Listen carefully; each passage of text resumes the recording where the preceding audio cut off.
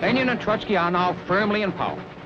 The Cheka is abolished. In its place comes the OGPU, or Political Police, whose chief is one Joseph Vissarionovich Djugashvili. Party name, Stalin. They say history is written by the victors. But what if the real story of the Soviet Union's birth was hidden behind Lenin's dream of freedom and equality? By 1922, this fragile revolution was already shifting towards Stalin's ruthless iron rule. This is the untold truth you've never heard before. Chapter 1. The Birth of a Revolutionary Empire. The year was 1922, but the story of the Soviet Union's birth began years earlier, amid the chaos and bloodshed of revolution and civil war. The Russian Empire had collapsed under the weight of World War I and internal strife, leaving a power vacuum filled by the Bolsheviks, a radical faction promising a new world order.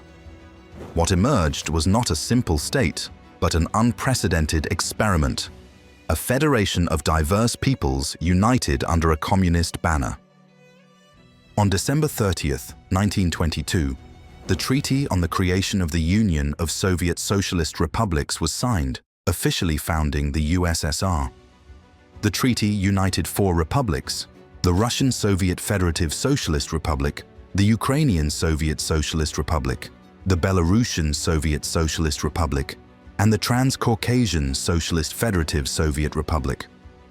This union was more than a political arrangement. It was a bold attempt to fuse the ideals of socialism with the realities of a sprawling, multi-ethnic empire.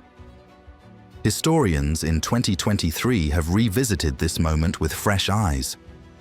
Newly uncovered archival documents reveal the intense debates behind the scenes, fierce disagreements over how much autonomy each republic should have, how centralized the new government ought to be, and what role nationalism would play in a supposedly internationalist state.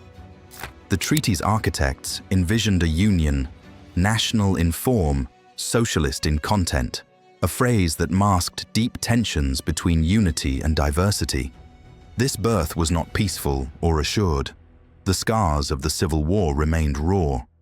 Famine and economic collapse threatened the fragile new regime. Yet, the Soviet Union's creation marked a turning point, not just for Russia, but for the world. It was the dawn of a superpower that would shape global history for the next 7 decades. Chapter 2. A Socialist Dream with National Diversity. Vladimir Lenin, the architect of the Bolshevik Revolution, was a man of contradictions. Fierce and uncompromising in his revolutionary zeal, he was also pragmatic, willing to bend ideology to survive. His vision for the Soviet Union was a revolutionary but nuanced socialist federation that respected the cultural identities of its many peoples. Central to Lenin's strategy was the new economic policy, or NEP, introduced in 1921. After years of war communism, marked by forced requisitions and economic collapse, the NEP was a tactical retreat. It allowed limited private trade and small-scale capitalism to revive the devastated economy. This policy was deeply controversial among Bolsheviks, many of whom saw it as a betrayal of socialist ideals. However, Lenin understood that ideology alone could not rebuild a shattered society. The NEP was a necessary evil, a breathing space for the economy to recover. It allowed peasants to sell surplus grain, small businesses to operate, and markets to function, elements that would soon vanish under Stalin's iron fist. Equally important was Lenin's approach to nationalities. Unlike the Tsarist Empire, which suppressed ethnic identities, Lenin promoted the idea that each nationality had the right to self-determination, even independence. This policy aimed to win the loyalty of non-Russian peoples by granting cultural freedoms and local governance. Lenin's death in 1924 left these tensions unresolved, setting the stage for a brutal power struggle. Chapter 3. The Treaty of 1922. The December 1922 treaty was not merely a legal document, it was a dramatic political act that reshaped the Eurasian landscape. Delegates gathered in Moscow's Bolshoi Theater, a symbol of imperial grandeur repurposed for revolutionary purposes. The atmosphere was charged with hope, fear, and uncertainty. The treaty declared the formation of a union based on the free self-determination of peoples, promising equality among the republics. Yet, beneath the lofty rhetoric lay a complex reality. The central government in Moscow retained significant control over foreign policy, defense, and the economy. The republics had the theoretical right to secede, but in practice, this was impossible. This contradiction between proclaimed autonomy and centralized power would haunt the USSR throughout its existence. The treaty's framers understood this, but believed it was paramount to defend the revolution against internal and external enemies.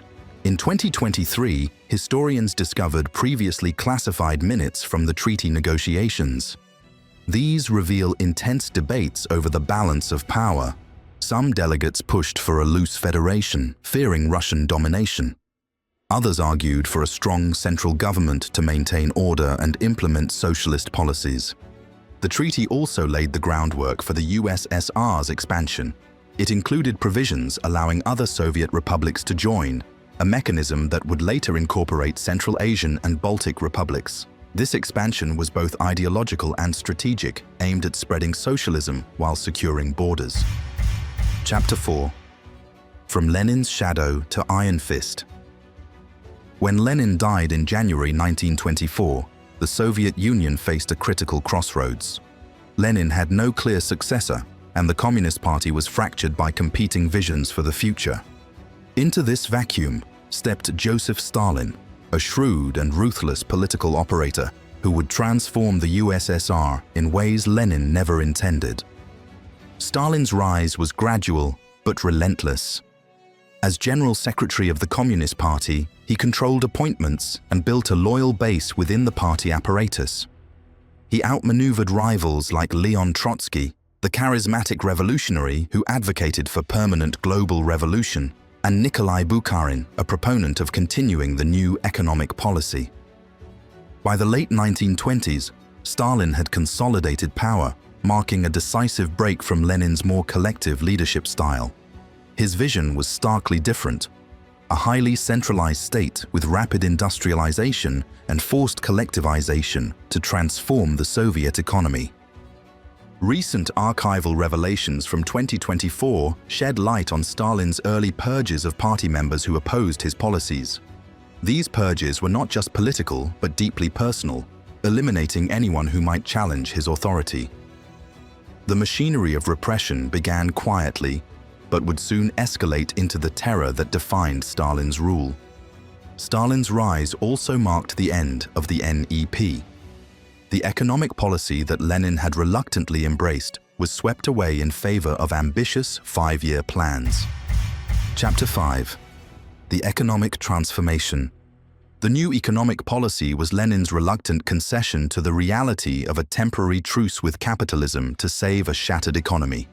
But by the late 1920s, this fragile compromise was about to be shattered.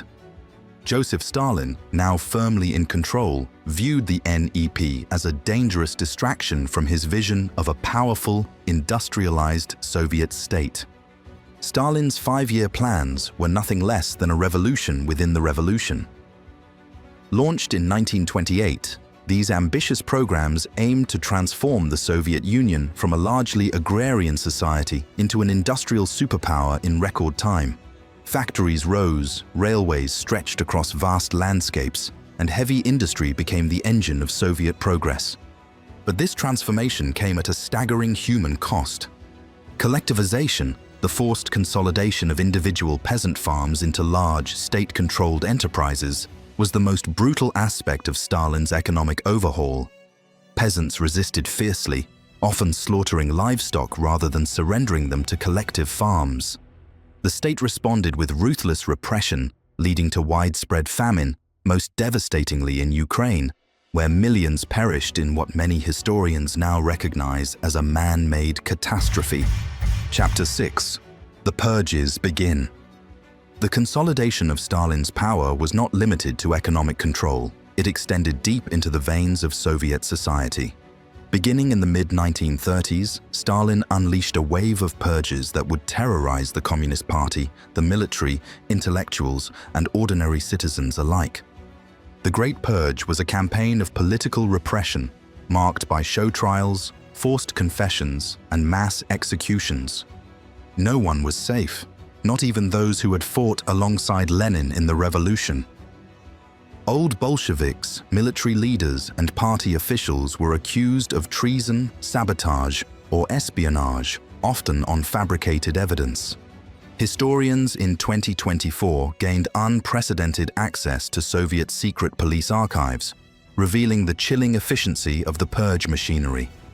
The NKVD, Stalin's secret police, operated with ruthless precision, arresting, interrogating, and sentencing thousands in a matter of days.